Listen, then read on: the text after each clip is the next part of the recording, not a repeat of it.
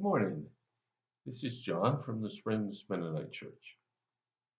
Well, we're in the middle of the first week of the year, and I've been sharing some ideas and some themes that you might think about for the year. And I want to follow up with yesterday with the next verse today. The verse today is Philippians chapter 4, verse 7. But in order to make sense out of that, let me reread chapter 4, verse 6. So here's what we have. Don't worry about anything. Instead, pray about everything. Tell God what you need and thank Him for all He's done. Then you will experience God's peace, which exceeds anything we can understand. His peace will guard your heart and your minds as you live in Christ Jesus. Well, as I mentioned yesterday, the word here is don't worry. And I'm not going to say a whole lot more about that because I probably said enough as it is. But the point is, worrying doesn't get you anything. It gets you nowhere. But he doesn't just stop there. Paul doesn't say, don't worry. He goes on to this next verse. And it starts out with a very, very important word. The word is then. Okay? What does that mean? It means when you stop doing something, you do something else. You don't just sit in a void and do nothing. You know, a vacuum does not help here or much of anything. Something will fill it. And if you don't worry, now what happens? Well, the next verse says, then you will experience God's peace.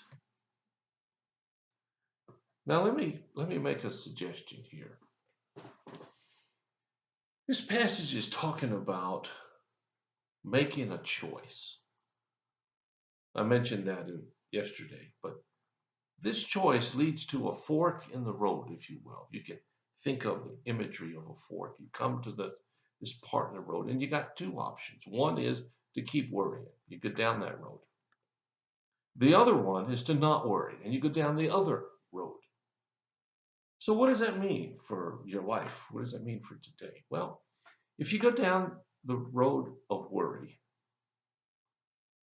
all you're going to get is despair, disappointment, maybe even sheer depression.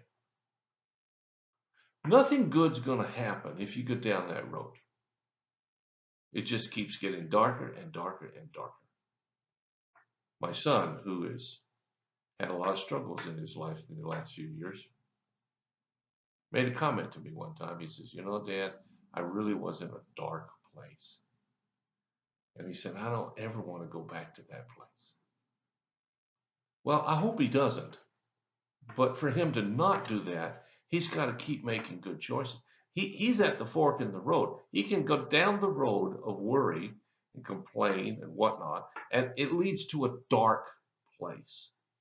It really is. That's a good illustration. I like his phrase. It leads to a really dark kind of a life, a sinister life, a skeptic life, a disbelieving life, a cynical life.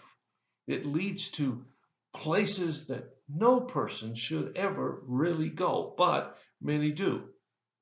So the other fork in the road, it says, then, if you don't worry, then you will experience God's peace.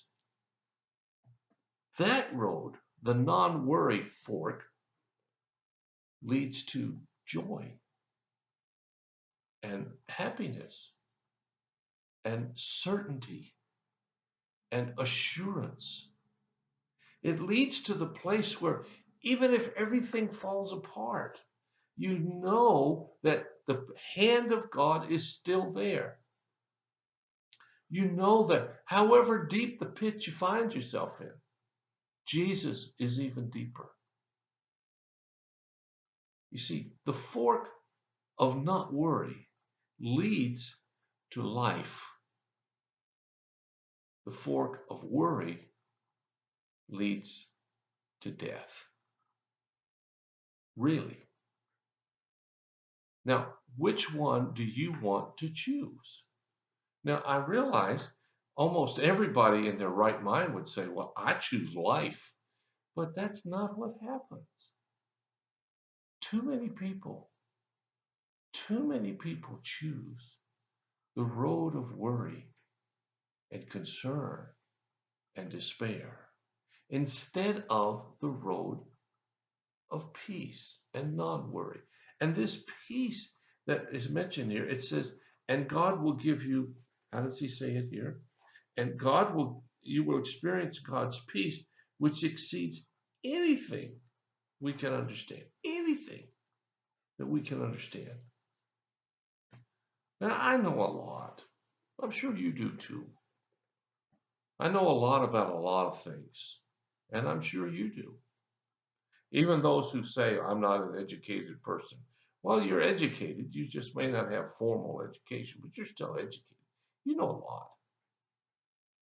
But God's peace is something that's even beyond our ability to know.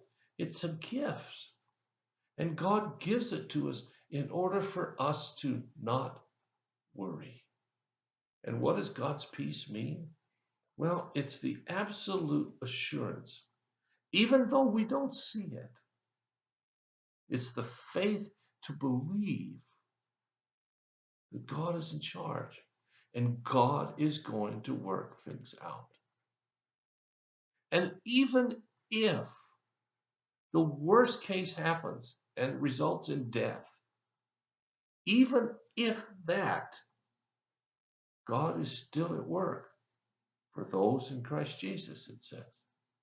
And so death becomes just another move in this tremendous time called life. The point to understand here is that you and I reach a point in our lives, and actually we reach it every day. We have an opportunity every day to choose which fork we're going to go down. Whether we're going to go down the worry fork or we're going to go down the non-worry fork, whether we're going to get life or whether we're going to get darkness. We have that choice. And the theme for the year I'm encouraging you to do is say, I choose not to worry. It doesn't mean that things aren't going to happen that are awful. I hope they don't, but they might. It doesn't mean you're immune to bad things. I wish that were. It doesn't mean that everything you want is going to happen. Maybe so. It's never happened in my life. But what it does mean that whatever happens, I can have peace of mind. I can rest. I cannot have to fix it because God's fixing it.